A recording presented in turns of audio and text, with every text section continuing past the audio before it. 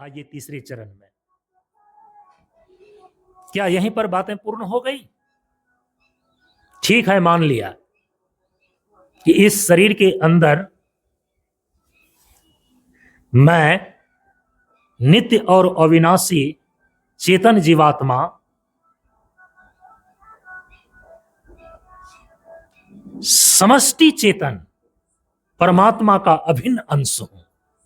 जो परमात्मा, जो ईश्वर सर्वज्ञ है, सर्वशक्तिमान है और सर्वव्यापक है, उसी का अंश मैं इस शरीर के भीतर नित्य और अविनाशी जीवात्मा के रूप में हूं।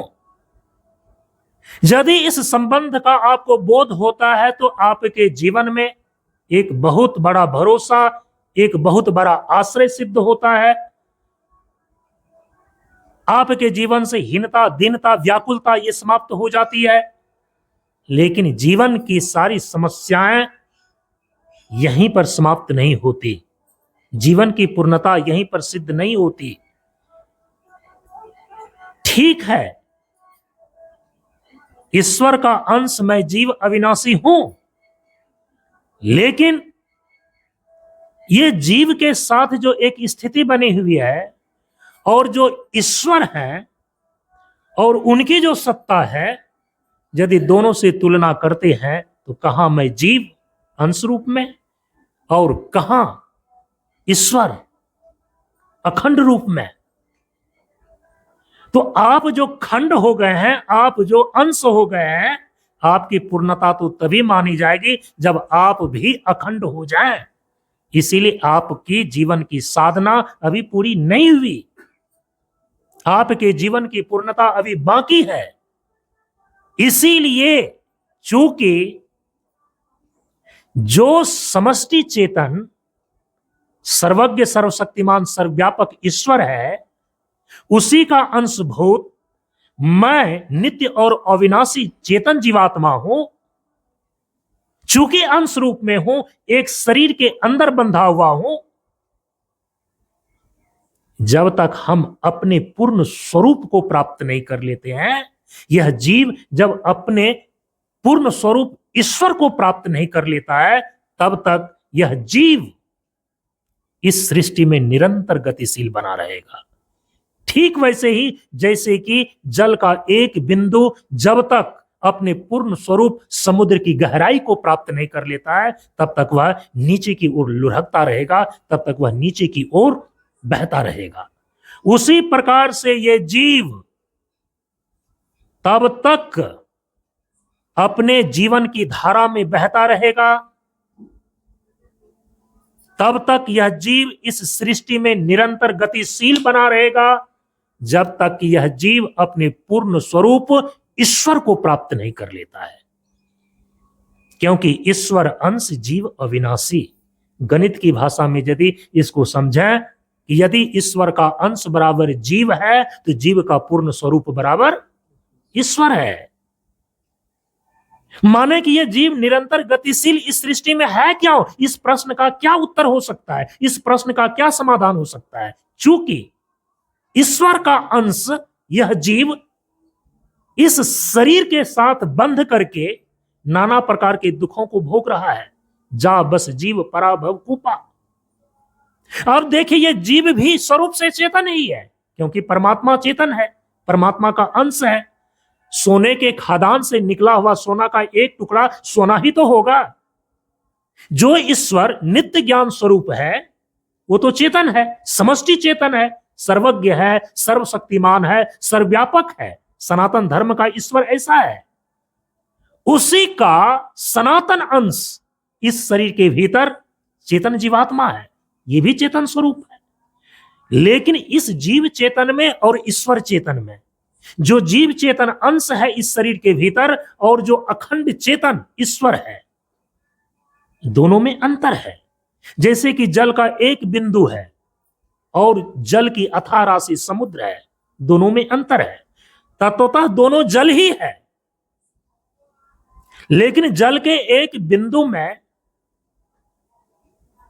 समुद्र के अंदर जो कार्यकारिता हो सकती है, जल के एक बिंदु में वो कार्यकारिता चरितार्थ नहीं हो सकती है। बड़े बड़े जहाज समुद्र में चलते हैं, जल के एक बिंदु में आपकी एक अंगुली भी नहीं चल सकती। इसीलिए जो इस शरीर के भीतर नित्य और अविनाशी चेतन जीव है, ये नित्य अविनाशी है, इसका नाश नहीं होता है। लेकिन देखिए इनके साथ जो समस्याएं हैं, इस शरीर के अंदर रहने वाला जो नित्य अविनाशी चेतन जीवात्मा है, यह 3 प्रकार के बंधनों से बंधा हुआ है। और वो 3 प्रकार का बंधन क्या क्या है? एक है कर्म का बंधन, दूसरा है कामना का बंधन, और तीसरा है अज्ञान अविद्या का बंधन। अविद्या, काम और कर्म, ये 3 प्रकार के बंधन से बंधा हुआ जो चेतन है, हम उसको जीव बोलते हैं।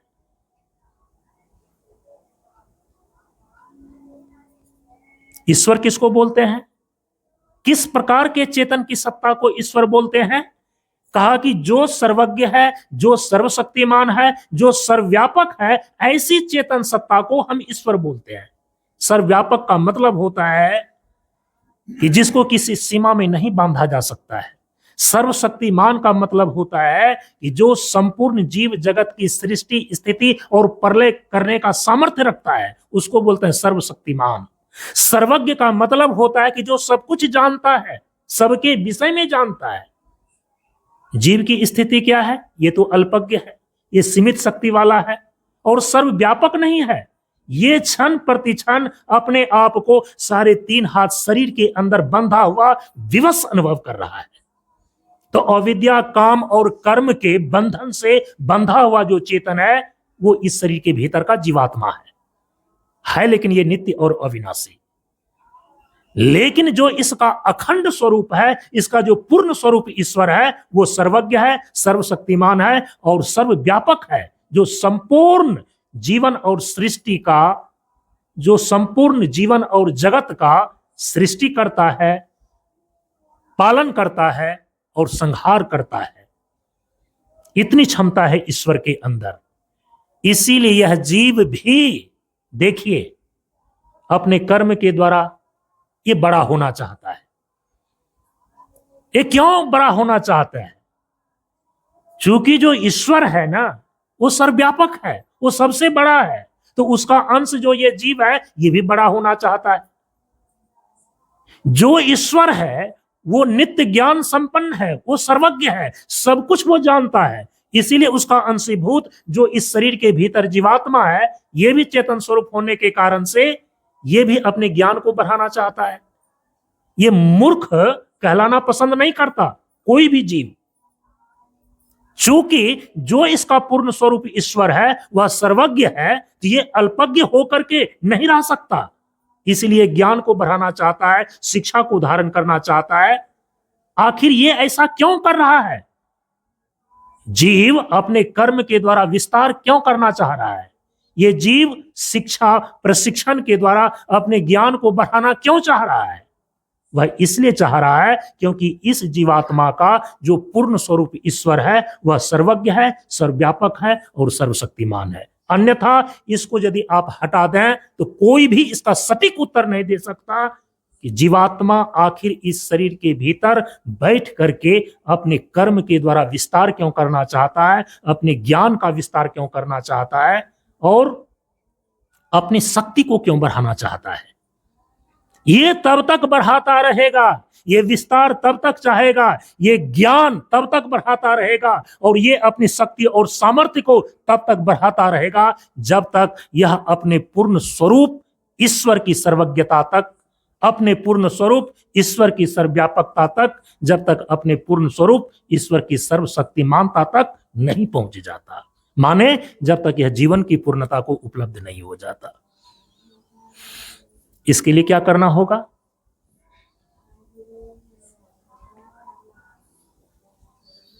यदि ईश्वर इस जीवात्मा का पिता है तो पिता की संपत्ति और पिता की वसीयत और विरासत इसको कैसे प्राप्त होगी? पिता की सेवा से। ये इसका अधिकारी बन सकता है। हम इसी को बोलते हैं भक्ति। चूंकि परमात्मा का अभिन्न अंश यह जीवात्मा है और यह नियम है कि जो अंश होता है अपने अंशी की ओर उनकी स्वाभाविक गति होती है। परम पूज्य गुरुदेव ने बतलाया पांचों तत्वों के उदाहरण से, जैसे पृथ्वी है, वृहत पृथ्वी, लेकिन इसी पृथ्वी का एक टुकड़ा, एक ढेला या एक पत्थर पृथ्वी का एक टुकड़ा है, अंश है, और ये पूरी पृथ्वी। यदि एक ढेला, एक पत्थर को आप उठावें और ऊपर उछाल दें, कितना ही ऊपर आप फेंक दें, वो घूम फिर करके इसी पृथ्वी पर आ गिरता है। क्यों? तो आप कहेंगे कि धरती के अंदर एक ग्रेविटेशन पावर है, गुरुत्वाकर्षण बल है, जिसके कारण से पृथ्वी अपनी ओर खींच लेती है। यदि यही नियम लागू हो तो जब दीपक की लौ को आप जलाते हैं तो उसकी लौ ऊपर की ओर क्यों उठ जाती है? उसकी लौ धरती की ओर होनी चाहिए। तो वो नियम नहीं है। गुरुत्वाकर्षण बल है, वो एक भौतिक दृष्टि है, लेकिन आध्यात्मिक दृष्टिकोण से एक पृथ्वी का टुकड़ा पृथ्वी पर ही आकर के इसलिए गिरता है क्योंकि यह नियम है कि जो अंश है वो अपने अंशी में, अपने पूर्ण स्वरूप में मिल जाने का स्वाभाविक गति रखता है, उनका स्वभाव होता है। पृथ्वी से अलग हुआ एक टुकड़ा वो तब तक पृथ्वी पर गिरता रहेगा, पृथ्वी की ओर चलता रहेगा, जब तक वह पृथ्वी से मिलकर के एक नहीं हो जाता। दूसरा तत्व जल तत्व है, उसमें भी यही देखते हैं। जल तत्व का जो पूर्ण स्वरूप है वो समुद्र है, और जल का जो एक अंश है वो जल का बिंदु है। तो एक जल का बूंद तब तक वह नीचे की ओर चलते रहता है, बहते रहता है, जब तक कि अपने पूर्ण स्वरूप, अपने अंशी समुद्र की गहराई को प्राप्त नहीं कर लेता। अच्छा, इस धरती पर जल नीचे की ओर क्यों बहता है? क्योंकि इस धरती पर सबसे नीचे समुद्र है। इसीलिए धरती की ऊंचाई को जहां भी नापा जाता है ना, तो वहां लिखा जाता है समुद्र तल से ऊंचाई। ये स्थान कितना ऊंचा है तो उसका वाटर लेवल आप कहां से मिलाएंगे? समुद्र तल से। चूंकि इस धरती पर सबसे नीचे समुद्र है, इसीलिए इस धरती पर जल का कोई भी राशि, जल का कोई बिंदु वो नीचे की ओर गति करता है, क्योंकि अपने पूर्ण स्वरूप, अपने पूर्ण अंशी समुद्र में वो समा जाना चाहता है। सरिता तब तक बहती रहेगी जब तक वह सागर में नहीं समा जाती, अपने पूर्ण स्वरूप को प्राप्त नहीं कर लेती। तो जल के बिंदु की स्वाभाविक गति अपने पूर्ण स्वरूप अंशी समुद्र की ओर होती है। वैसे ही तीसरा तत्व जो है अग्नि, अग्नि का जो अखंड स्रोत माना जाता है सूर्य को, वो ऊपर आकाश में है, लेकिन जब आप किसी दीपक को जलाते हैं तो उसकी जो ज्योति होती है वो ऊपर की ओर उठती है। क्यों? धरती के अंदर यदि गुरुत्वाकर्षण बल है तो दीपक की ज्योति भी उनकी रुख गुरुत्वाकर्षण बल खींच करके नीचे की ओर करता ना, लेकिन दीपक की लौ हमेशा ऊपर की ओर उठती है, क्योंकि दीपक का जो पूर्ण स्वरूप है सूर्य, वो ऊपर आकाश में है। इसीलिए दीपक की ज्योति, उसकी लौ ऊपर की ओर तब तक उठती रहेगी, तब तक उठती रहेगी जब तक वह अखंड सूर्य अपने पूर्ण स्वरूप से एक नहीं हो जाती। प्रत्येक अंश की स्वाभाविक गति अपने पूर्ण स्वरूप अंशी की ओर होता है। यदि ईश्वर का अंश यह जीव है तो जीव का भी स्वाभाविक गति किसकी ओर होगी? अपने अंशी ईश्वर की ओर। इसीलिए आप कई बार इस पहेली में उलझ जाते हैं, माने जीवन एक पहेली बन जाती है। क्या पहेली बन जाती है? किस पहेली में आपकी जीवन उलझ जाती है? कई बार आप यह समझ नहीं पाते हैं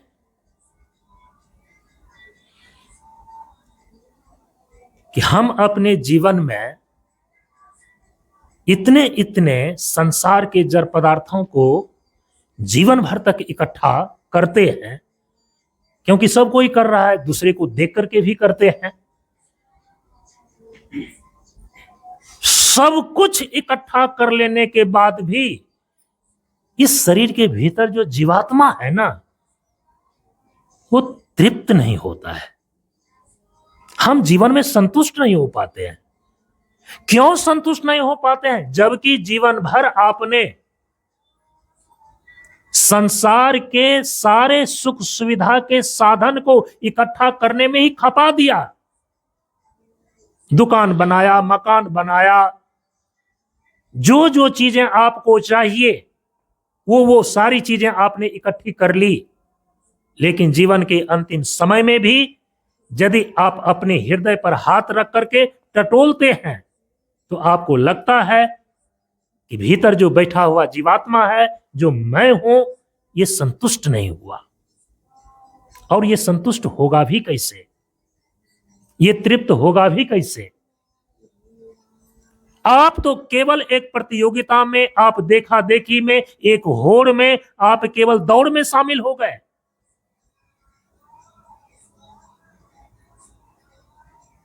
आपने जीवन विज्ञान को समझा नहीं, ये जीव चाहता है क्या।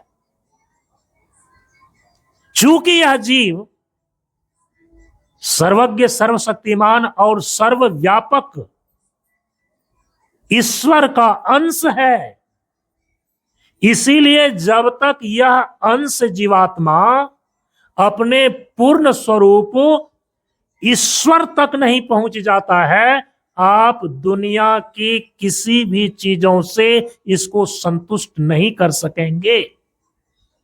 क्यों? क्योंकि ये जीवात्मा जो है ना, ये जड़ वस्तु नहीं है। ये पहले ही निश्चय हो गया है, ये चेतन जीवात्मा है। आप इसको संतुष्ट किससे करना चाहते हैं? दुकान से, मकान से, घर से, परिवार से। और ये सारी की सारी चीजें क्या है? जड़ वस्तु है। और जीवात्मा क्या है? चेतन वस्तु है। तो चेतन चेतन से संतुष्ट होगा कि चेतन जड़ से संतुष्ट होगा? लेकिन जिंदगी भर तक आप इस चेतन जीवात्मा को संतुष्ट करने की कोशिश कर रहे हैं। किसके द्वारा? जड़ पदार्थों के द्वारा। तो परम पूज्य गुरुदेव ने कहा यह एक पागलपन है, यह गलत महत्वाकांक्षा है। ये जीवन विज्ञान के अभाव, जीवन विज्ञान की जानकारी के अभाव के कारण से ये गलत महत्वाकांक्षा में पागल दौड़ है। अरे आप कौन? बड़े बड़े राजे और महाराजे, विश्व विजेता सिकंदर, इकट्ठे कर जहां के जर, सभी दुनिया के माली थे। सिकंदर जब गया दुनिया से तो दोनों हाथ खाली थे, वो असंतुष्ट होकर के चला गया। इसीलिए यह चेतन जीवात्मा, तो ये पूर्ण संतुष्ट तभी हो सकेगा जब अपने पूर्ण स्वरूप चेतन ईश्वर को प्राप्त करेगा। पूर्ण तृप्ति, पूर्ण संतुष्टि का दूसरा कोई उपाय नहीं है। आप अपने जीवन में आजमा करके देख लीजिए। और इस जीव की, चूंकि यह अंश है, प्रत्येक अंश का स्वाभाविक गति अपने अंशी की ओर, अपने पूर्ण स्वरूप की ओर होता ही होता है। आप तो अज्ञानता के कारण, मूढ़ता के कारण से इस जीव को जबरदस्ती जड़ पदार्थों में बांध करके रख रहे हैं। कहीं पर आप इसको अटका रहे हैं, कहीं पर आप इसको लटका रहे हैं, कहीं पर आप इसको भटका रहे हैं। जैसे कि जल का एक बिंदु तो हमेशा नीचे की ओर समुद्र में मिलने के लिए हमेशा चलता रहता है, लेकिन कोई उसको बांध करके अटका दे, कोई उसके धारा को मोड़ करके कहीं भटका दे, और कहीं कोई उसको अटका दे, वो अलग बात है। लेकिन जल को जब भी मौका मिलेगा, जब भी अवसर मिलेगा, वो सारे बंधनों को तोड़ करके अपने पूर्ण स्वरूप अंशी की ओर ही चलेगा। उसी प्रकार से ये जीवात्मा सारे बंधनों को तोड़कर, सारे जड़ पदार्थों को छोड़कर, यह अपने पूर्ण चेतन स्वरूप ईश्वर को प्राप्त करने के लिए ही सतत गतिशील है और गतिशील रहेगा। ये चीजें जिस जीवात्मा को जितना जल्दी समझ में आ जाए, उनके जीवन के कल्याण के लिए उतना ही बेहतर है। आप संसार भर के जड़ पदार्थों से इस जीवात्मा को संतुष्ट नहीं कर सकते, क्योंकि यह जीवात्मा चेतन तत्व है, कोई जड़ वस्तु नहीं है। यह पूर्ण चेतन ईश्वर की सन्निधि से, ईश्वर की अनुभूति से, ईश्वर से एक होकर के ही ये पूर्ण हो सकता है और पूर्ण तृप्त हो सकता है। इस विज्ञान को जान करके जो जीवन की पूर्णता को प्राप्त करने के लिए, जो इस अंश को अंशी में मिलने देने के लिए प्रत्येक प्रकार की बाधा को हटाने की साधना करता है, प्रत्येक प्रकार के बंधन को तोड़ने की साधना करता है, हम उसी को बोलते हैं भक्ति। ईश्वर के प्रति जितनी भक्ति होती है ना, संसार की उतनी आसक्ति घटती जाती है। ये गणित का नियम है। ईश्वर की भक्ति जितनी ही कम होती जाएगी, जितनी ही कम होती जाएगी, संसार के जड़ पदार्थों के प्रति आपकी आसक्ति उतनी ही बढ़ती जाएगी, उतनी ही बढ़ती जाएगी। और संसार के जड़ वस्तुओं से आसक्ति आपकी जितनी बढ़ती है, आप अपने जीवन की धारा के विपरीत जा रहे होते हैं। क्योंकि जीवन तत्व जीवात्मा है और जीवात्मा है चेतन तत्व, और यह चेतन तत्व अपने पूर्ण अंशी चेतन ईश्वर में मिल जाना चाहता है। लेकिन आप जड़ पदार्थों की आसक्ति के कारण से इस जीवात्मा को इनकी नैसर्गिक इच्छा मार करके संसार के विषय की कामनाओं की ओर मोड़ते हैं, इनको अटकाते हैं, इनको भटकाते हैं और कहीं पर इसको लटकाते हैं। इसलिए यह आपके जीवन की धारा के विपरीत चीजें हैं, आप इसमें संतुष्ट नहीं हो सकते। तो परम पूज्य गुरुदेव ने कहा कि भेद सर्वदा शांत भाव हो, सम्मुख जीव महान। अब आइए, आप पहुंच गए तीसरे निर्णय पर, मैं कौन हूं। यदि इसका अनुसंधान करते हैं तो हम तीसरे चरण में पहुंच जाते हैं कि चूंकि दूसरे चरण में यह निश्चय हो गया है कि इस शरीर के अंदर रहने वाला मैं नित्य और अविनाशी जीवात्मा ईश्वर और परमात्मा का अभिन्न अंश हूं, और यह नियम है कि प्रत्येक अंश की स्वाभाविक गति, प्रत्येक अंश की स्वाभाविक गति अपने अंशी की ओर, अपने पूर्ण स्वरूप की ओर होती है।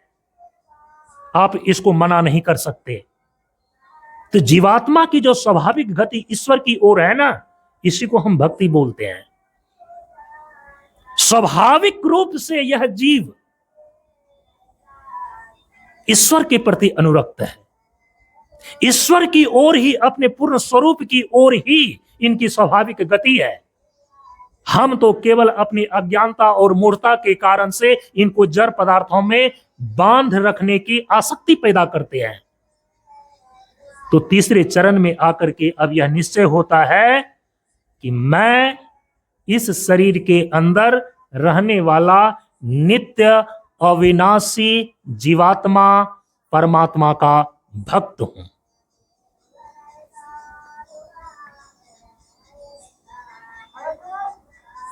क्योंकि प्रत्येक अंश की स्वाभाविक गति अपने अंश की ओर होता है।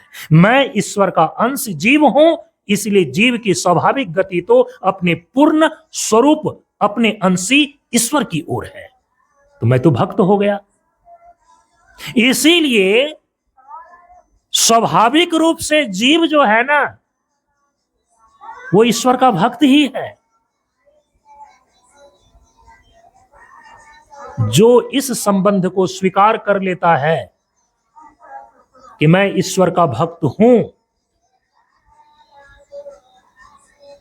ईश्वर के प्रति इस जीव की स्वाभाविक अनुरक्ति है, लेकिन ये समझ नहीं पाता है। केवल जीव की जो नैसर्गिक इच्छा है, उस नैसर्गिक इच्छा को यह समझ नहीं पाता है कि यह जीव आखिर चाह क्या रहा है। जीव की जो नैसर्गिक इच्छा है, वह केवल और केवल अपने पूर्ण स्वरूप ईश्वर को प्राप्त करके ही पूरा हो सकता है, किसी जड़ पदार्थ से नहीं। जीव क्या चाहता है? जीव सर्वज्ञ होना चाहता है, क्योंकि ईश्वर सर्वज्ञ है। जीव क्या चाहता है? जीव सर्वशक्तिमान होना चाहता है, क्योंकि ईश्वर सर्वशक्तिमान है। जीव क्या चाहता है? जीव सर्वव्यापक होना चाहता है। वो किसी बंधन में बंद करके नहीं रहना चाहता। हम पंछी उन्मुक्त गगन के पिंजरबद्ध न गा पाएंगे, कनक तिलियों से टकराकर पुलकित पंख टूट जाएंगे। हम बहता जल पीने वाले मर जाएंगे भूखे प्यासे, कहीं भली है कटुक निबोरी कनक कटोरी की मैदा से। हम पंछी उन्मुक्त गगन के पिंजर बंध न गा पाएंगे, कनक तिलियों से टकराकर पुलकित पंख टूट जाएंगे। एक पक्षी भी पिंजरे का बंधन स्वीकार नहीं करता, उन्मुक्त गगन को पसंद करता है। हम मनुष्य के शरीर में जो जीव रह रहा है, हम मनुष्य का जीवन जी रहे हैं, हम तो बुद्धिजीवी प्राणी हैं। हम बंधन को, सीमा को कैसे स्वीकार कर सकते हैं? लेकिन क्या इन सारी जड़ पदार्थों को, पैसा और पावर को बढ़ाने से आप सर्वशक्तिमान हो सकेंगे क्या? या अपने पूर्ण स्वरूप ईश्वर का बोध करके? इसी रहस्य को जो जान गया कि अरे ये ईश्वर का अंश जीव, इसकी तो स्वाभाविक ही गति है ईश्वर की ओर, ये उसको चाह रहा है, लेकिन हम इसको क्या क्या भर करके संतुष्ट करना चाह रहे हैं। जीवन की धारा को हम विपरीत करने की मूर्खता कर रहे हैं। ये बातें जब हमारी समझ में आ जाती है तो हम स्वाभाविक रूप से जो ईश्वर और जीव का स्वाभाविक संबंध है, इसको स्वीकार करके इस जीव की गति के स्वाभाविक गति में हम किसी प्रकार की जब बाधा नहीं डालते हैं तो हम सच्चा भक्त होते हैं। वो है सच्चा भक्त होना। अभी देख लीजिए आप, कोई व्यक्ति भगवान की भक्ति के नाम पर मंदिर में चला जाए, कोई व्यक्ति भगवान की उपासना के नाम पर आश्रम में चला आए, 1 घंटे 1.5 घंटे तक भी मैं ईश्वर का अंश जीव, इस जीव का स्वाभाविक अनुरक्ति भगवान की ओर है, उसके बीच में कोई संबंध, कोई जड़ पदार्थ का चिंतन और उनका कोई भी चिंता बीच में नहीं आनी चाहिए, इस भाव से 1.5 घंटा भी बैठ पाता है क्या? नहीं।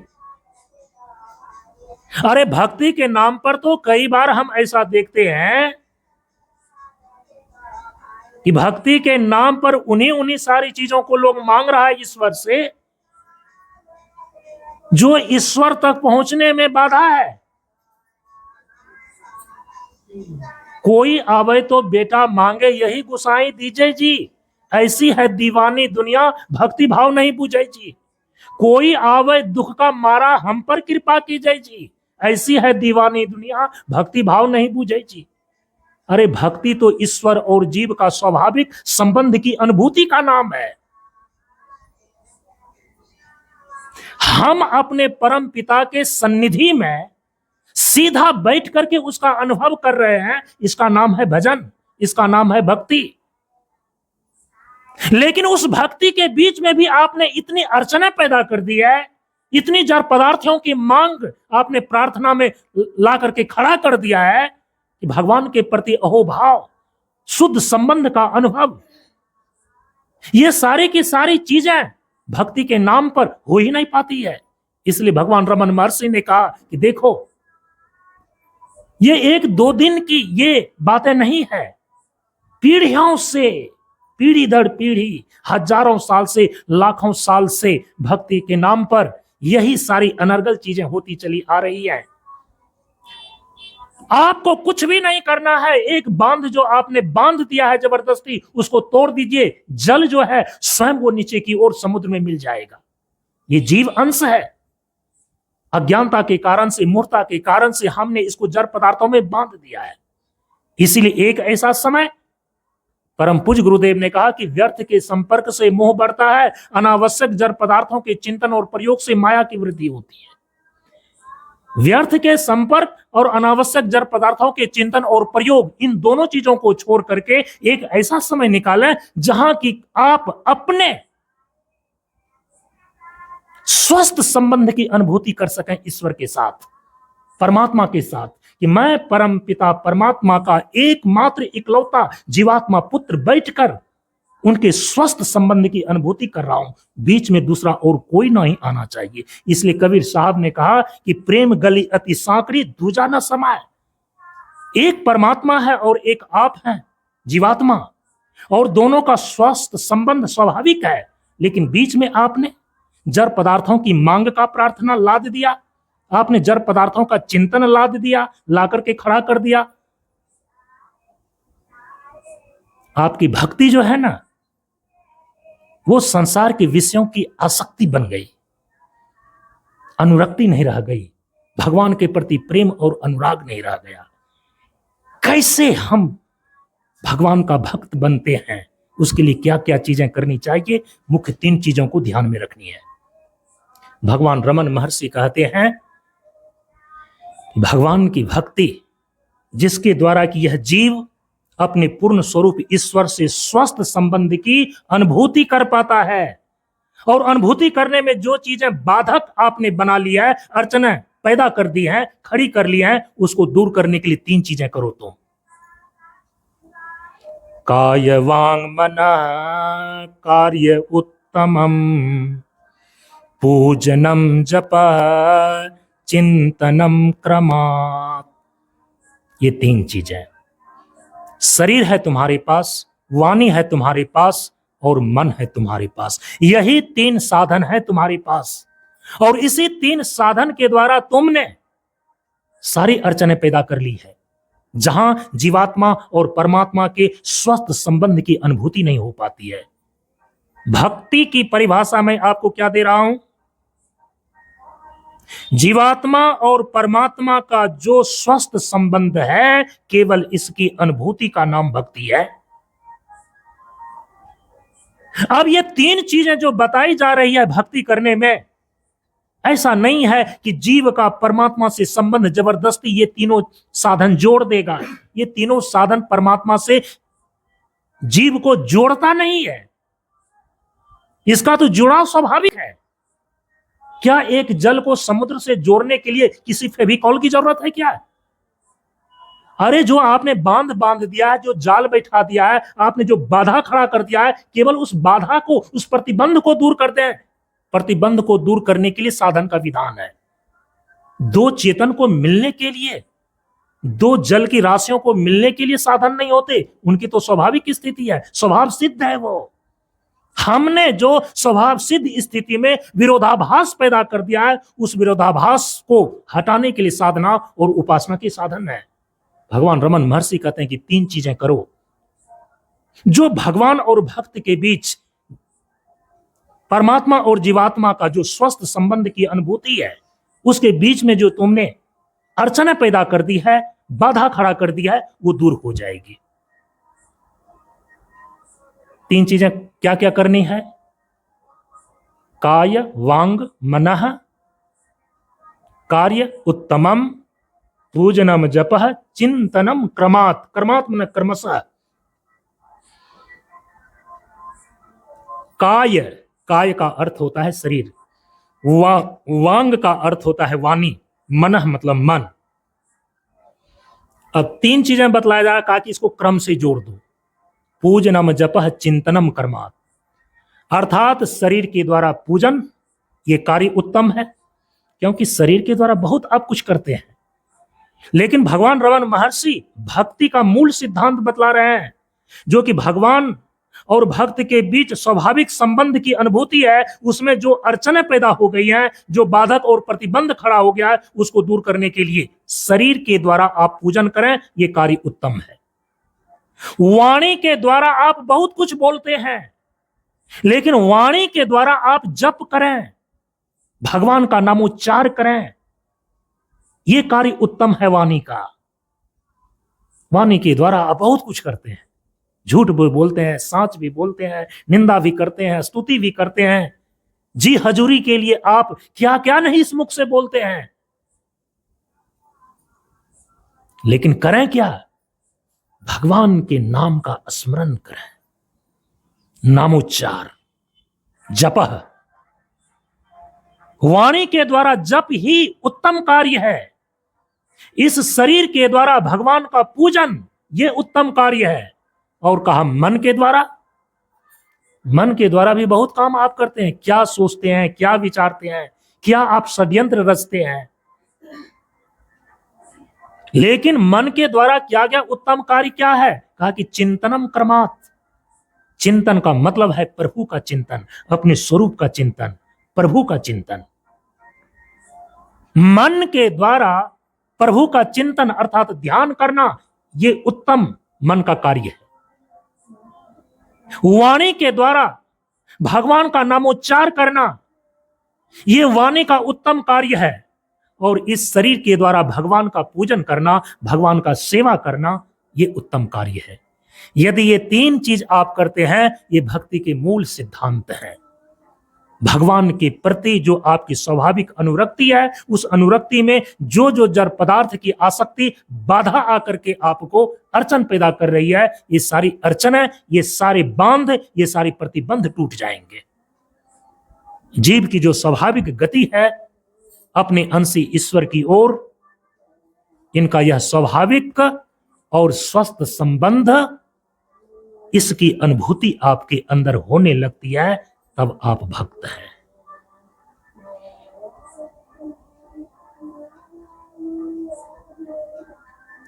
जैसे ही मैं कौन हूं के अनुसंधान के इस तीसरे चरण पर यह निश्चय हो जाता है और आप इस बोध में स्थित हो जाते हैं, तो आपके जीवन में इसका परिणाम क्या आता है? योग क्षेमम वहाम्यहम्। ये भगवान की प्रतिज्ञा है।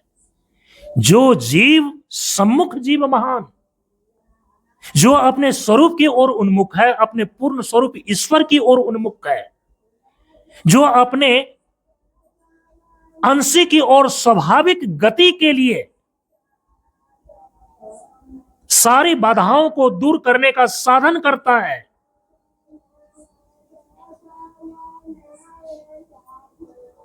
इस भक्ति की साधना से आपके जीवन में जो परिणाम आता है, भगवान कहते हैं योग क्षेमम वहाम्यहम्।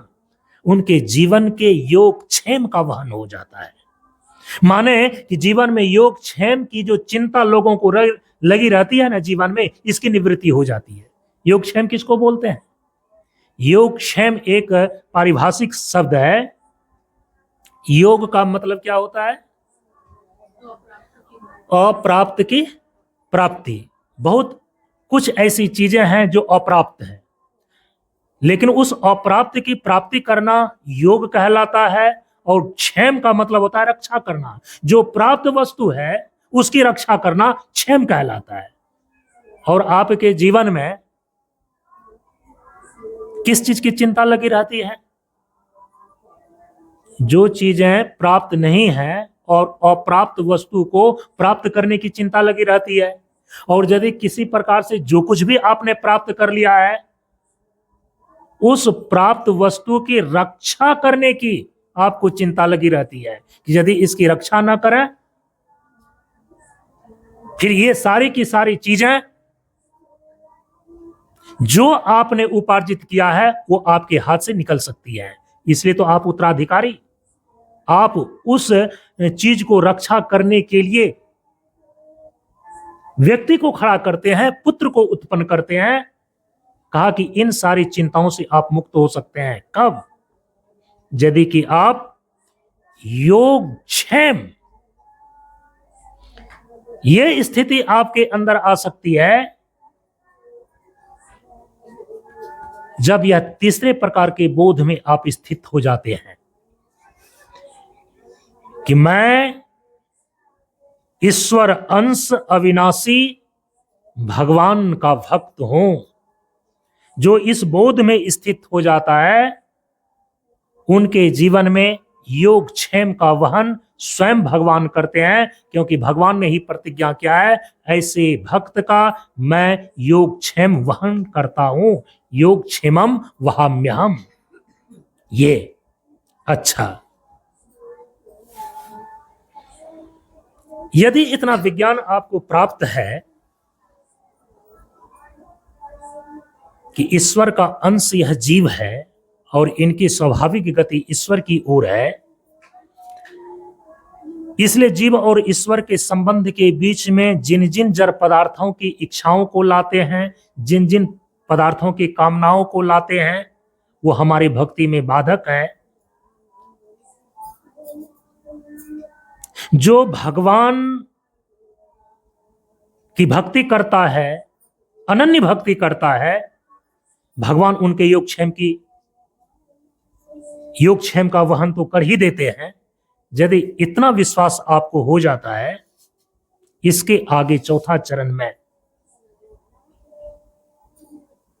जब योगक्षेम वहन की चिंता आपकी नहीं रह जाती है, तब इसके बाद आप जीवन की पूर्णता के अगले पड़ाव पर पहुंचते हैं।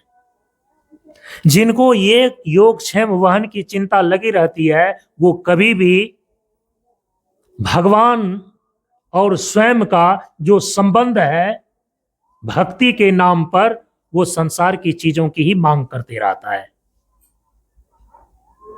परम पूज्य गुरुदेव ने इसीलिए प्रार्थना में देखिए एक ही चीज की मांग किया, इस विज्ञान को लेकर के एक ही चीज की मांग किया कि परम प्रभु स्वज्ञान जी का जीवन होवे ज्ञान। ये बाबा नहीं कहते कि मैं हो जाऊं धनवान, परम पूज्य गुरुदेव कहते हैं कि जीवन होवे ज्ञान, जीवन होवे ज्ञान। क्योंकि स्वरूप का ज्ञान हो जाने के बाद यह वह मूल उपलब्धि है, जिस मूल उपलब्धि को उपलब्ध कर लेने के बाद दुनिया में किसी अन्य चीजों को प्राप्त करने की आवश्यकता ही नहीं रह जाती। इसीलिए यदि हम ईश्वर की भक्ति करते हैं, ईश्वर और जीवात्मा के स्वस्थ संबंध की अनुभूति करते हैं, मतलब कितनी ये ओछी वाली बात होएगी कि भगवान की भक्ति करें और भगवान यदि भक्त के मांग की पूर्ति करता है और उनसे हम संसार की तुच्छ चीजों को मांग लें, मेरी कितनी ओछी भक्ति मानी जाएगी।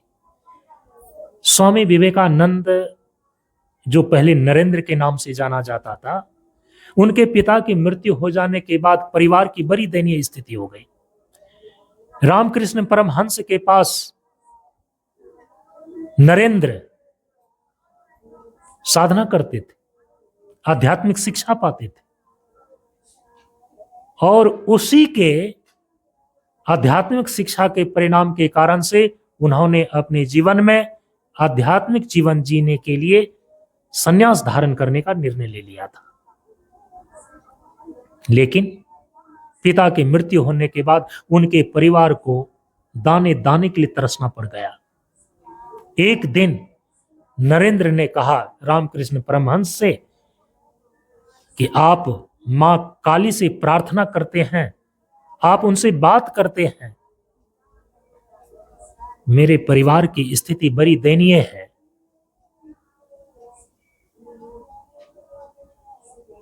आप अपनी मां से मेरे परिवार के लिए कम से कम इतना तो मांग करके दे दीजिए कि मैं अपने साधु जीवन को निर्विघ्न रूप से पूरा कर सकूं। रामकृष्ण परमहंस ने क्या कहा, नरेंद्र,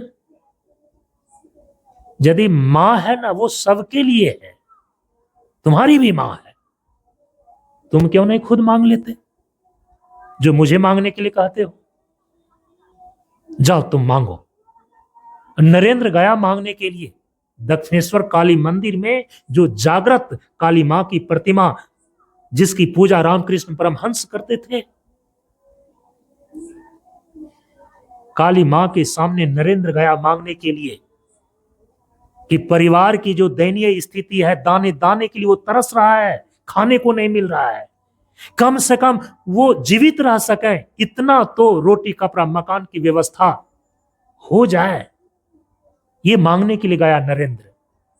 लेकिन उनकी जीवनी जाकर के आप पढ़िए, नरेंद्र जब प्रार्थना में हाथ उठाया काली मां के सामने, प्रार्थना में अपनी दीनता दयनीय स्थिति को दूर करने के लिए जड़ पदार्थों की मांग के शब्द उनके मुख से नहीं, कंठ से नहीं निकल सके। जब भक्ति के भाव में नरेंद्र विभोर हुआ मां काली से, प्रार्थना में उनके मुख से इतना ही शब्द निकलता है कि हे मां, मुझे ज्ञान दो, वैराग्य दो, मुझे ज्ञान दो, वैराग्य दो। मंदिर से जब बाहर निकला, रामकृष्ण परमहंस ने पूछा कि नरेंद्र मांग लिया मां से? कहा कि मैं मांगने के लिए गया, लेकिन मेरे कंठ से वो शब्द ही नहीं निकल पाए। मेरे प्रार्थना में तो केवल इतना ही शब्द निकल पाया कि हे मां, जीवन का जो सार है वही मुझे दे दो, मुझे ज्ञान दे दो, मुझे भक्ति दे दो, मुझे वैराग्य दे दो। कहा कि अच्छा, जाओ फिर दोबारा मांगो। नरेंद्र दोबारा गया और दोबारा जाकर के भी उसने प्रार्थना किया, तो उसके अंदर से उस भक्ति के भाव में ये ओछी चीजें निकल नहीं सकी। मेरे परिवार के दयनीय स्थिति को दूर कर दीजिए। ऐसे नरेंद्र विवेकानंद नहीं बन गया। होनहार विद्वान के होत चिकने पार, ये देखिए भक्ति का स्वरूप। आज थोड़ा सा भी आपका भगवान के प्रति प्रार्थना के लिए हाथ उठता है तो दुनिया भर की चीजें ही ओछी सी ओछी चीजें मांगते हैं आप।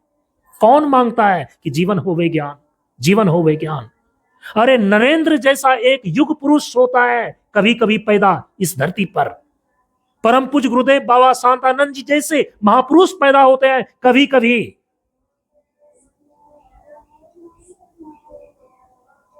बड़ी मुश्किल से होता है चमन में देतवर पैदा।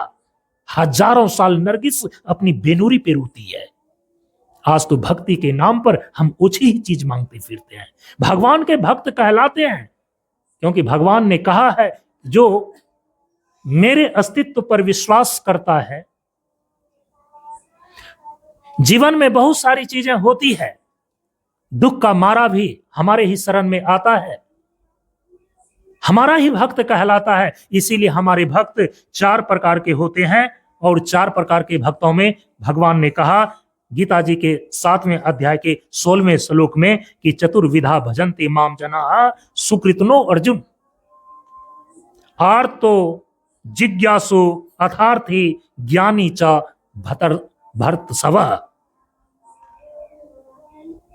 भरतवंशियों में श्रेष्ठ अर्जुन कहा कि मेरे चार प्रकार के भक्त हैं और उन चार प्रकार के भक्तों में पहला है अर्थार्थी भक्त, दूसरा है आर्त भक्त, तीसरा है जिज्ञासु भक्त और चौथा है ज्ञानी भक्त। ऐसे चार प्रकार के भक्तजन मुझको भजते हैं। सबकी बात हम सुनते हैं। आप भगवान की भक्ति में, प्रार्थना में जिस चीज की मांग करते हैं, ईश्वर के अस्तित्व में, ईश्वर हमारे परम पिता हैं, इस स्वस्थ संबंध में आकर यदि आप प्रार्थना करते हैं तो आपकी मांग सुनी जाती है, आपके मनोरथ पूरे होते हैं। लेकिन आपको यह निर्णय करना है कि आप भगवान से मांग क्या रहे हैं। भगवान तो कहते हैं कि जो दुख का मारा आता है ना आर्त व्यक्ति, वो जिस चीज को मांगता है मैं उसी चीज को दे देता हूं। जो अर्थार्थी आता है कि हमें कुछ साधन सुविधा दे दीजिए, अर्थ दे दीजिए, रुपया दीजिए, पैसा दीजिए, साधन सुविधाएं दे दीजिए, मैं उसको वो दे देता हूं। यदि कोई देवता आपको आवे और कहे कि तुम 2 वरदान मांगो और 2 वरदान में आपने इतना ही वरदान यदि मांग लिया कि हमारे जीवन में ये दुश्मन बड़ी दुख दे रहा है, ये दुश्मन मर जाए, एक वरदान आपका पूरा हो गया। दूसरा वरदान आप ये मांग लें कि हमको रहने के लिए घर नहीं है, रुपये पैसे नहीं है, घर और रुपये पैसे आप दे दें। तो आर्त और अर्थार्थी भक्त होकर के आपने 2 वरदान मांगे और दोनों वरदान की पूर्ति हो गई। क्या आपके जीवन की समस्याएं समाप्त हो गई? नहीं। काश कहीं आप 2 वरदान में, जो देवता के वरदान खाली नहीं जाते, व्यर्था न जाए देव ऋषि वाणी। यदि ये सत्य है, यदि 2 वरदान में काश आपने नरेंद्र की तरह ज्ञान और वैराग्य मांग लिया होता तो जीवन की सारी समस्याओं के झंझटों से ही आपको मुक्ति मिल जाती। इसीलिए हम जिस समस्या से घिरे हुए, उलझे हुए रहते हैं ना, हम तुरंत उससे छुटकारा पाने के लिए भगवान से भी पहले हम उसी से निजात पाने के लिए उसी की मांग कर देते हैं। लेकिन जो सत्संग करता है, जो संत महापुरुषों के विचारों का श्रवण करता है, उसके अंदर इतना विवेक आ जाता है, वो भगवान का जिज्ञासु भक्त बन जाता है। और जो भगवान का जिज्ञासु भक्त होता है ना, वो जिज्ञासा में, जानने की इच्छा में केवल एक ही चीज की मांग करता है, परम प्रभु स्वज्ञान जी का जीवन होवे ज्ञान, जीवन होवे ज्ञान। हे ईश्वर, मैं स्वयं को और मैं आपको स्वरूप से जान लूं, इससे ज्यादा मुझे और कुछ नहीं चाहिए। जो भगवान को ही जानना चाहता है, स्वयं को ही जानना चाहता है, ये इच्छा जिनके अंदर आ गई वो जिज्ञासु भक्त है। और ये इच्छाएं, क्या हम केवल भगवान को ही जानना चाहते हैं, केवल हम स्वयं को ही जानना चाहते हैं? ये विवेक एक दिन में नहीं आती है। बहुत काल करिए सत्संगा, तब होई भव भ्रम भंगा। ज्ञान बढ़े गुणवान के संगत ध्यान बढ़े, तपस्वी संग किन्नौ बुद्धि विवेक विचार बढ़े। संत सन्यासी सुसज्जन तिन्नौ। लंबे समय तक जब आप सत्संग तक करते हैं तब आपके अंदर यह विवेक और विचार आता है। ये समझ आपकी पक्की होती है कि वो मूल चीजें जो जीवन की सारी समस्याओं का अंत कर देता है वो है ज्ञान। वो भी ज्ञान कैसा? क्या संसार के सारे चीजों को जानने का, विशेषज्ञ होने का? नहीं, स्वरूप ज्ञान। ईश्वर मैं आपको जान लूं, मैं स्वयं के स्वरूप को जान लूं, ये संसार का जो ये माया का विस्तार है इनके यथार्थ स्वरूप को जान लूं। तो गोस्वामी तुलसीदास जी महाराज ने क्या कहा? इसी 3 प्रकार की अज्ञानता से मैं ग्रसित हूं। जीव के 3 लक्षण बतलाए कि जो 3 चीज को नहीं जानता है हम उसको बोलते हैं ऐसे चेतन को जीव। माया इस न आप कहूं, जान कहिए सो जीव। जो स्वयं के स्वरूप को नहीं जानता है, माया के यथार्थ स्वरूप को नहीं जानता है, ईश्वर के यथार्थ स्वरूप को नहीं जानता है, उसको बोलते हैं जीव। इसीलिए जिस जीव के अंदर विवेक आ गया ना, वो कहता है कि इस तीनों के वास्तविक स्वरूप को मैं जान लूं, क्योंकि तीनों के वास्तविक स्वरूप को जान लेने पर जीवन की सारी समस्याओं का सदा के लिए अंत हो जाता है।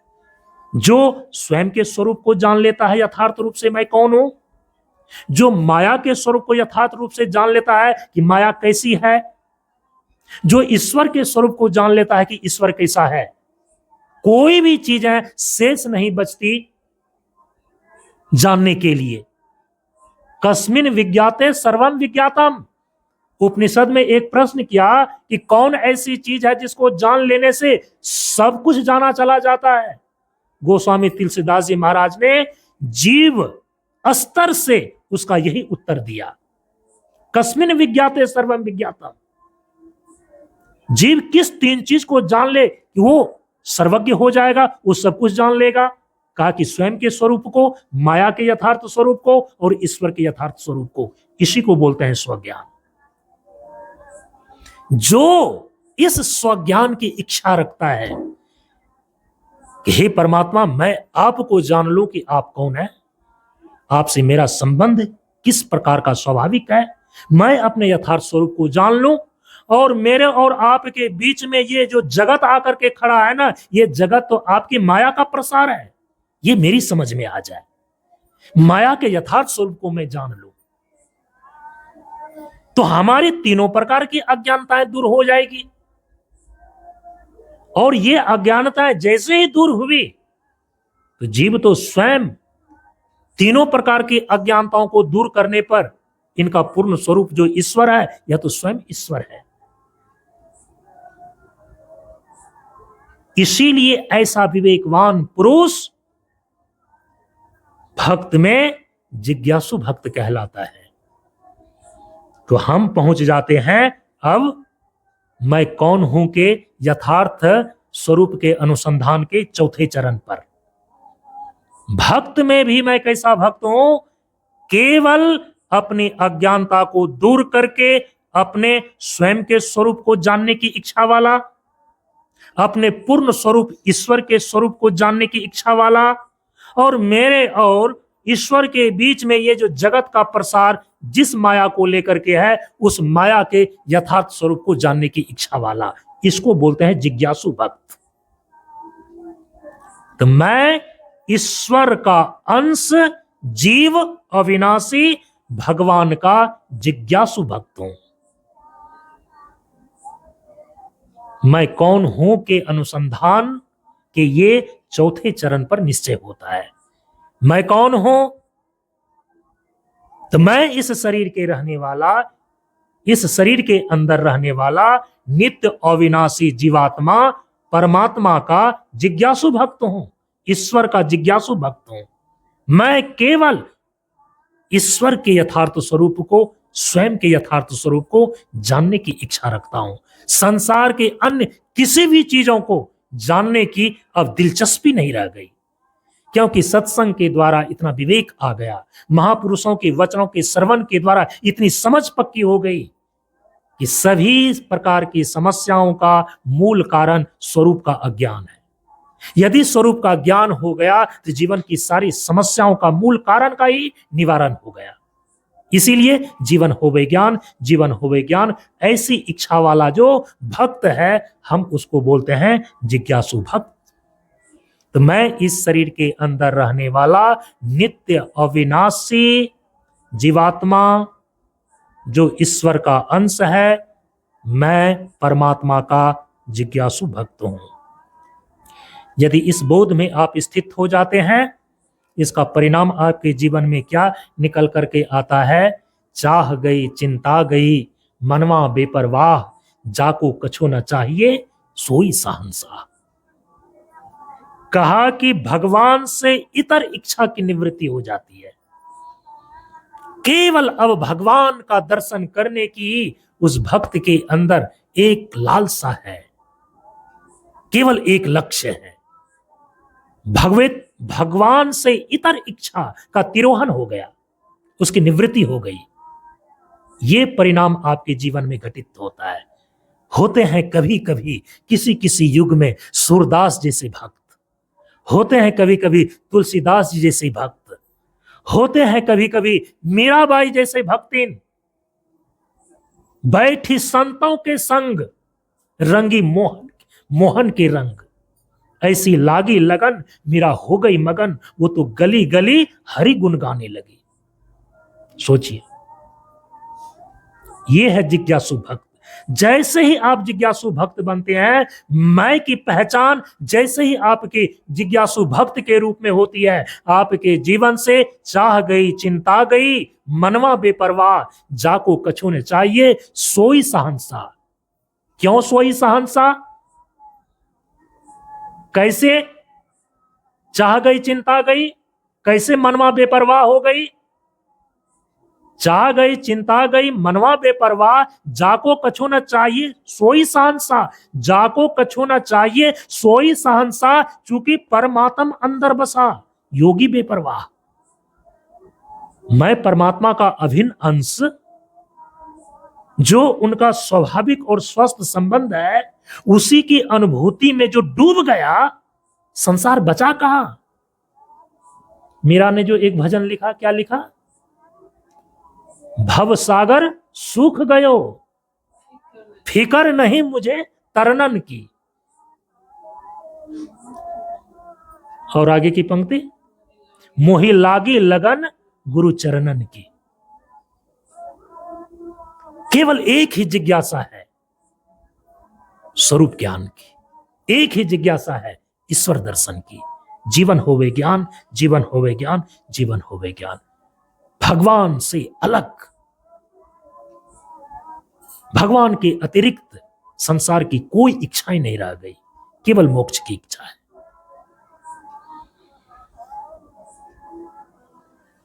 तो आप जिज्ञासु हैं, तो ज्ञान को तो पूरा होने में अभी भी देरी है ना, अभी भी चरण बाकी है ना। भव सागर सूख जाए तो ये सूखेगा कैसे? कहा कि अब 5वें चरण में पहुंचो। मैं कौन हूं के अनुसंधान के 5वें चरण में जैसे कि उनका भवसागर सूखता है, उनकी जिज्ञासा पूर्ण होती है। कैसे? कहा कि जब वह अपने भीतर में एकाग्रता और ध्यान के द्वारा, ज्ञान और वैराग्य के द्वारा अपने स्वरूप के चिंतन में ही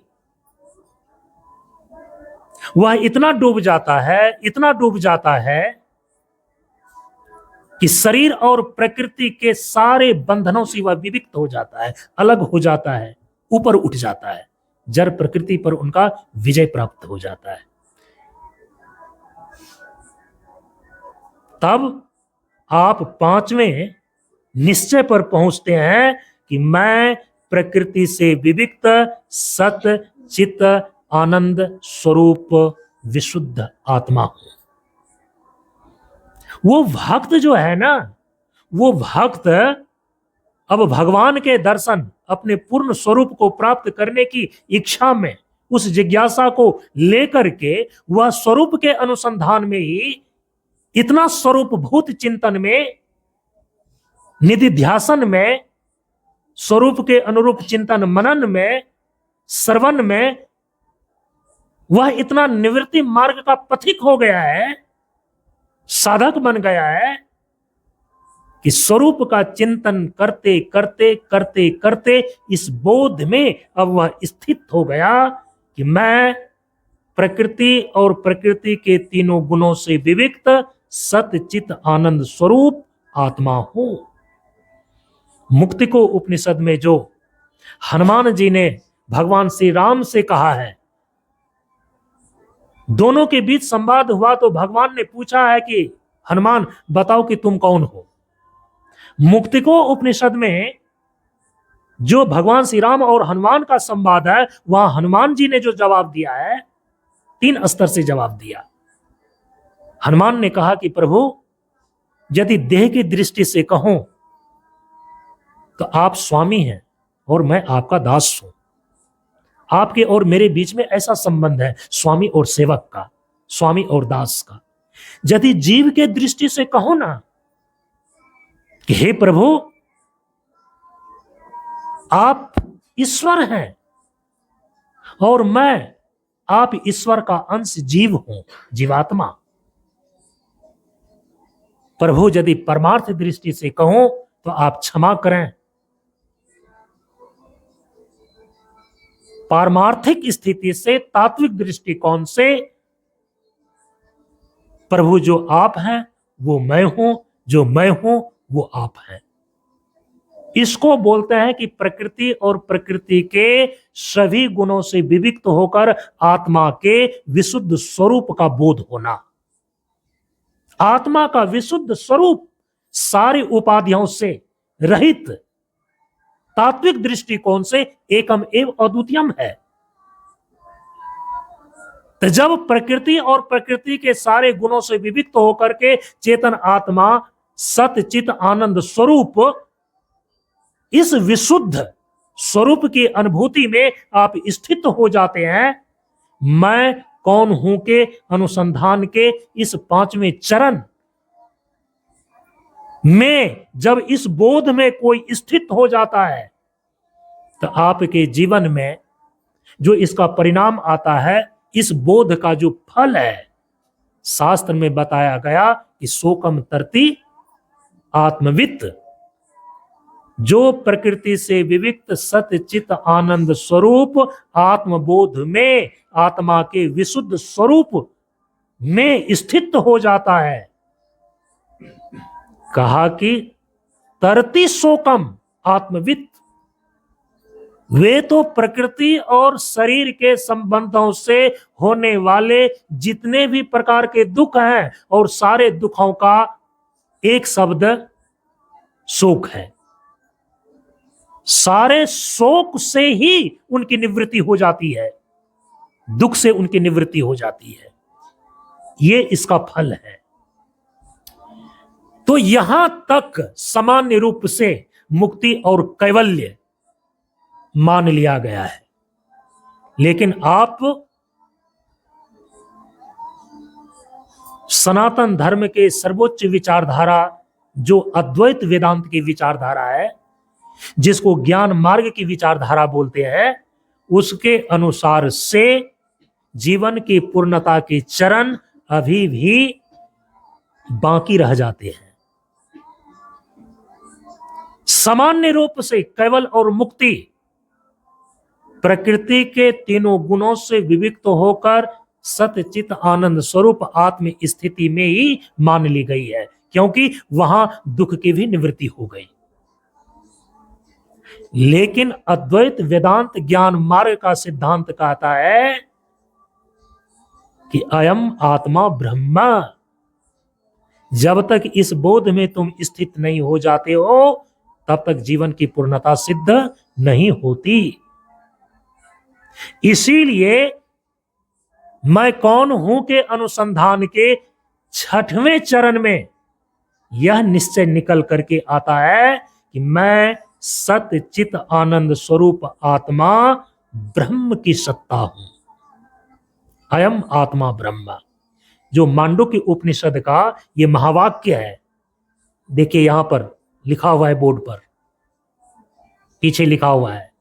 अथर्ववेद का एक उपनिषद है मांडुक्य उपनिषद। उसी मांडुक्य उपनिषद के अंदर एक महावाक्य है, अयम आत्मा ब्रह्म। आत्मा की ब्रह्म रूपता और ब्रह्म की आत्म रूपता, इस बोध का नाम है ब्रह्मात्म ऐक्य बोध। प्रकृति से विविक्त होकर के यदि चेतन आत्मा अपने विशुद्ध स्वरूप में अवस्थिति लाभ प्राप्त कर लिया, शोक की निवृत्ति अवश्य हो जाएगी। कैवल्य की दशा भी मान ली जाती है। सामान्य रूप से मुक्ति और मोक्ष प्रकृति से विविक्त चेतन आत्मा का अपने विशुद्ध स्वरूप में अवस्थिति लाभ प्राप्त करने से सिद्ध हो जाता है। लेकिन प्रकृति से विविक्त होकर चेतन आत्मा जो अपने शुद्ध स्वरूप में अवस्थिति लाभ प्राप्त करता है, यदि प्रकृति की नित्य और स्वतंत्र सत्ता उनके दर्शन में, उनकी अवधारणा में बनी हुई है, तो वहां पर आत्यांतिक रूप से द्वैत की निवृत्ति नहीं होती।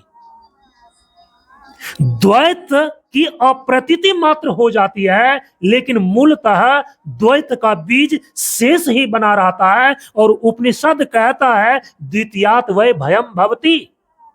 यदि द्वैत का नाश नहीं हुआ है, मूल में द्वैत शेष यदि बच रहा है, तो समझना चाहिए वह पूर्णतः निरापद स्थिति नहीं है। जीवन की वो पूर्ण स्थिति नहीं है। जीवन की पूर्ण स्थिति किसमें है? तो परम पूज्य गुरुदेव कहते हैं तत्वगुण वंदना में कि त्याग विवेक अभेद रहे जब आपन जीवन साधन की नौ। सभी प्रकार की साधना करके जब तुम अभेद और अद्वैत निष्ठा को उपलब्ध हो जाते हो। अद्वैत और अभेद निष्ठा का मतलब क्या है? जो प्रकृति है उसकी नित्य और स्वतंत्र सत्ता नहीं है, बल्कि जो प्रकृति का मिथ्यात्व निश्चय पूर्वक ब्रह्म की आत्मरूपता और आत्मा की ब्रह्म रूपता का बोध करता है, हम उसको बोलते हैं अद्वैत और अभेद निष्ठा। त्याग विवेक अभेद रहे जब आपन जीवन साधन किन्नाओ। जब इस प्रकार से प्रकृति का मिथ्यात्व निश्चय पूर्वक ब्रह्म की आत्मरूपता और आत्मा की ब्रह्म रूपता का बोध कर लिया जाता है, तो इसी को बोलते हैं कि अहम ब्रह्मास्मि, अयम आत्मा ब्रह्म। तो आप मैं कौन हूं के अनुसंधान के अंतिम चरण पर पहुंच गए, जिसको बोलते हैं 7वें चरण पर यह बोध में अनुभूति घटित होती है, अहम ब्रह्मा अस्मि, मैं ब्रह्म हूं। अभी सामान्य रूप से आप जीवन जो व्यतीत कर रहे हैं, यहां पर मैं का अर्थ केवल देह है। मैं देह हूं, इस अनुभव में अभी आप जी रहे हैं। मैं कौन हूं के अनुसंधान में तात्विक विचार करते हुए जब आप कर्मिक रूप से आगे इस प्रकार से बढ़ते हैं तो अंतिम में आप 7वें चरण में पहुंचते हैं, जहां जीवन की पूर्णता की घोषणा होती है अहम ब्रह्मास्मि के रूप में। मैं ब्रह्म हूं। परम पूज्य गुरुदेव इसी को बोलते हैं ब्रह्म दर्शन। मैं ब्रह्म हूं। ये जो दर्शन है, यह जो ज्ञान है, यही जीवन की पूर्णता है। तो जीवन की पूर्णता के ये 7 सोपान रहे। और जो अहम ब्रह्मास्मि की अनुभूति में, इस बोध में स्थित हो जाता है, इसका फल क्या है? इसी को बोलते हैं आत्यांतिक मुक्ति, नित्य मुक्ति। मैं सच्चिदानंद स्वरूप आत्मा ब्रह्म की सत्ता हूं। यह जो छठे चरण पर मैं कौन हूं के अनुसंधान में यह बोध होता है, इसका फल तो मैंने आपको बता दिया। द्वितीयात् वै भयम भवति, इसकी निवृत्ति हो जाती है, द्वैत का नाश होता है। इस प्रकार से इस बार के इस वार्षिकोत्सव सत्संग सत्र में हम सभी लोगों ने जीवन की पूर्णता के 7 सोपान मैं कौन हूं के अनुसंधान पर विचार किया, जिसको एक बार 7 सोपान को ध्यान में ले लें। मैं कौन हूं विचार के द्वारा हम लोगों ने 7 चरणों में 7 प्रकार के निश्चय पर पहुंचा, जिसमें कि सबसे पहला यह निश्चय हुआ कि मैं शरीर नहीं हूं, मैं शरीर के अंदर रहने वाला नित्य और अविनाशी जीवात्मा हूं। इस बोध में स्थित हो जाने पर इसका परिणाम और फल प्राप्त होता है मृत्यु भय की निवृत्ति।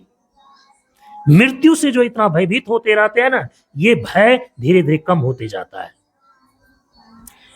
मैं कौन हूं के अनुसंधान के दूसरे निश्चय पर हम सभी लोग पहुंचे, और यह दूसरा निश्चय निश्चित हुआ कि मैं कौन हूं, तो मैं इस शरीर के अंदर रहने वाला नित्य अविनाशी चेतन जीवात्मा परमात्मा का अभिन्न अंश हूं।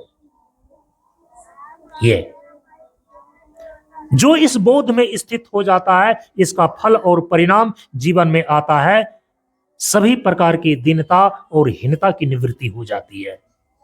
मैं कौन हूं के अनुसंधान के तीसरे चरण में यह निश्चय हुआ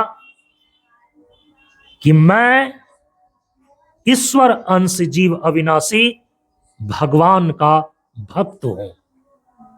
जो इस बोध में स्थित हो जाता है, इसका फल जीवन में, इसका परिणाम आता है योगक्षेम की चिंता निवृत्ति, क्योंकि उनके योगक्षेम का वहन स्वयं भगवान करते हैं। मैं कौन हूं के अनुसंधान के चौथे चरण में यह निश्चय हुआ कि मैं ईश्वर अंश जीव अविनाशी भगवान का जिज्ञासु भक्त हूं। स्वयं के स्वरूप और भगवान के परमार्थ स्वरूप को जानने की इच्छा को छोड़कर भगवान की भक्ति में और किसी चीज की मांग नहीं है। जो इस बोध में स्थित हो जाता है, उसका फल होता है कि भगवान से इतर इच्छा की निवृत्ति हो जाती है, केवल मोक्ष की इच्छा ही शेष रह जाती है। मैं कौन हूं के अनुसंधान के 5वें चरण पर यह निश्चय हुआ कि मैं प्रकृति विविक्त, प्रकृति के तीनों गुणों से विविक्त सत्य चित आनंद स्वरूप आत्मा हूं। जीव की संज्ञा तभी तक रहती है जब तक शरीर से किसी न किसी प्रकार से तादात्म्य आपत्ति बनी हुई है, संबंध बना हुआ है। इसलिए यहां जीवात्मा शब्द का प्रयोग नहीं किया जा रहा है। आत्मा जब शरीर के साथ होती है तब वो जीवात्मा कहलाता है। जब प्रकृति और प्रकृति के गुणों से विविक्त हो जाता है, अब उसकी संज्ञा जीव नहीं रह जाती है, आत्मा अपने शुद्ध स्वरूप में आ गया है। इसीलिए 5वें चरण में यह निश्चय हुआ मैं कौन हूं के अनुसंधान में कि मैं प्रकृति विविक्त सतचित आनंद स्वरूप आत्मा हूं। जो इस बोध में स्थित हो जाता है, इसका फल, इसका परिणाम उसके जीवन में आता है मोह शोक की निवृत्ति, शोकम तरति आत्मवित। ये सामान्य रूप से कैवल्य की सिद्धि, मोक्ष की सिद्धि इस पांचवें चरण तक ही मान ली जाती है। लेकिन जब आप सनातन धर्म की सर्वोच्च विचारधारा जो अद्वैत वेदांत दर्शन है, जो ज्ञान मार्ग का सिद्धांत है, उसके अनुसार से अभी 2 चरण शेष रह जाते हैं जीवन की पूर्णता में। क्योंकि हो सकता है कि प्रकृति से वह विविक्त हुआ हो, लेकिन प्रकृति उनकी दृष्टि में नित्य और स्वतंत्र सत्ता वाली हो, तो केवल साधना के बल से, विवेक के बल से वह नित्य और स्वतंत्र प्रकृति से अपने आप को अलग कर लिया। किसमें अलग कर लिया? तीनों गुणों से अपने आप को अलग कर लिया, तो विविक्त हुआ त्रिगुणात्मक प्रकृति से और स्थित हुआ स्वयं के स्वरूप में। तो अब यहां पर देखिए कैसे द्वैत शेष रह जाता है। जिससे अलग हुआ, जिससे विविक्त हुआ त्रिगुणात्मक प्रकृति से, यदि उसकी नित्य और स्वतंत्र सत्ता, उनकी मान्यता में, उनकी अवधारणा में यदि प्रकृति की नित्य और स्वतंत्र सत्ता है, तो केवल उससे वो अलग हुआ। प्रकृति तो नित्य और स्वतंत्र सत्ता वाली अपनी जगह पर सत्तावान ही है, केवल उससे वो अलग हुआ है। मानो कि एक कांटा है, कांटा जला नहीं है, वो कांटा को निकाल करके आपने केवल रख लिया है कहीं पर, तो कभी भी बाद में वो चुभ सकता है ना। तो जिससे विविक्त हुआ वो भी नित्य स्वतंत्र, और जिसमें जाकर के स्थित हुआ वो भी नित्य स्वतंत्र। तो 2 नित्य स्वतंत्र सत्ताएं हो गई, एक प्रकृति और एक चेतन आत्मा का स्वरूप। इसलिए द्वैत शेष रह जाता है। इसीलिए जीवन की पूर्णता तो अभेद और अद्वैत की सिद्धि में है। सभी साधनाओं का सार त्याग विवेक अभेद रहे जब आपन जीवन साधन की नौ, तो मैं कौन हूं के निश्चय के 6ठे चरण में पहुंचते हैं, और वहां पर यह निश्चय होता है कि मैं सतचित आनंद स्वरूप आत्मा ब्रह्म हूं। ब्रह्म के अतिरिक्त किसी भी की नित्य और स्वतंत्र सत्ता नहीं है, प्रकृति की भी नहीं, जिसको कि परम पूज्य गुरुदेव ने 4थे खंड उपदेश में स्पष्ट रूप से निर्देश कर दिया कि प्रकृति और ब्रह्म है। लेकिन प्रकृति की सत्ता कैसी है? व्यंजन और स्वर, संख्या और समय क्रमशः प्रकृति और ब्रह्म है। जड़ प्रकृति की सत्ता नित्य और स्वतंत्र नहीं है, बल्कि जड़ प्रकृति की सत्ता चेतन ब्रह्म की सत्ता पर उसी भांति आश्रित है और निर्भर है, जैसे व्यंजन वर्ण की सत्ता स्वर वर्ण पर आश्रित और निर्भर है। इसीलिए आत्मा की ब्रह्म रूपता, मैं चेतन आत्मा ब्रह्म हूं, ऐसा कहने पर ब्रह्म के अतिरिक्त जड़ प्रकृति की नित्य और स्वतंत्र सत्ता नहीं रह जाती, उसका मिथ्यात्व निश्चय हो जाता है। तब जाकर के आप जो द्वितीयात् वै भयम भवति, यदि 2 है, द्वैत बना हुआ है, तो किसी न किसी रूप में भय बना ही रहता है। वो निरापद स्थिति नहीं है, आप इससे निरापद हो जाते हैं। अंतिम में जो मैं कौन हूं के निश्चय के 7वें चरण में पहुंचते हैं, तो वहां पर यह अंतिम निश्चय होता है जीवन की पूर्णता की घोषणा के रूप में कि अहम ब्रह्मास्मि। आत्मा की ब्रह्म रूपता और ब्रह्म की आत्म रूपता की निष्ठा में वह साधक अवस्थित होकर के ब्रह्म जानाति ब्रह्मैव भवति, अपने परमार्थ स्वरूप ब्रह्म को जान करके वह ब्रह्म ही हो गया।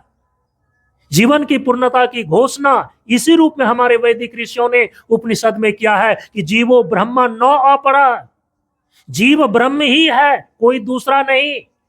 इसी को परम पूज्य गुरुदेव कहते हैं कि परम प्रभु स्वज्ञान जी का जीवन होवे ज्ञान। इस जीव का पारमार्थिक स्वरूप परम प्रभु परब्रह्म परमात्मा है, इसी का बोध हमें जीवन में हो जाए, यही है जीवन की पूर्णता। इसी को बोलते हैं कि जीवन का पूर्ण ज्ञान। इसका फल क्या है? नित्य मोक्ष की प्राप्ति, जीवन की सारी समस्याओं का अंतिम समाधान और परमानंद की समुपलब्धि। ये जो मैं कौन हूं के अनुसंधान के ये 7 निश्चय 7 चरण में पूरा हुआ, इसी को बोलते हैं जीवन की पूर्णता के 7 सोपान। इसी को योग वासिष्ठ के अंदर ज्ञान की सप्त भूमिका के रूप में प्रतिपादित किया गया है। यहां केवल मैं उसका नाम ले लेता हूं। ज्ञान की जो 7 भूमिकाएं हैं, जिन 7 सोपानों में जाकर के ज्ञान की पूर्णता मानी जाती है, जीवन की पूर्णता मानी जाती है। ज्ञान की सप्त भूमिका में सबसे पहला है शुभेच्छा, दूसरा है विचारना, तीसरा है तनुमनसा, चौथा है सत्वापत्ति, पांचवा है असंग शक्ति, छठा है पदार्था भावना और सातवां है तुर्यगा। ये ज्ञान की सप्त भूमिका है। ये 7 भूमियां हैं।